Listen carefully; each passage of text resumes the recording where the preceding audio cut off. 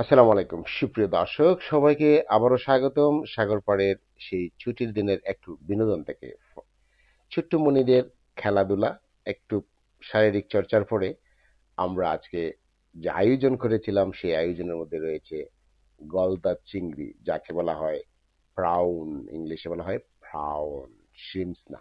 তারপরে আপনার আহ জেতা, একদম টাটকা জেতা মুরগি আন্ডা সহ ভুনা। তারপরে যেটা রয়েছে সেটা হলো কলিজা ভুনা।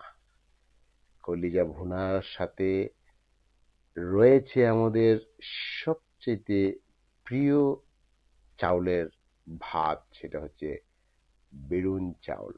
বুঝেনি তো? মানে এটা কোনো কিছু ছাড়াও খাওয়া যায় যদি সুন্দর করে পাকানো যায়। আর আজকের সেই পাকানোটা ভাতের চেহারাটা দেখলে বুঝতে পারতেছেন। আহ যদি স্মেলটা পাইতেন তখন বুঝতে পারতেন যে বিরিয়ানি চাউলের সাথে ছিল সেই প্রতিদিনের মতোই আমাদের একটি ইয়োগার্ট মিক্স গ্রিন সালাদ, সব ধরনের গ্রিন ভেজিটেবল দিয়ে, সাথে yogurt combination and black pepper, very tasty, delicious.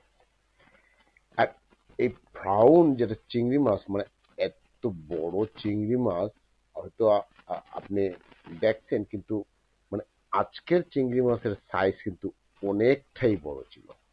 মানে যেটা ওভারঅল আমরা যেটাকে লবস্টার বলা হয় ওইটার পরেরটা।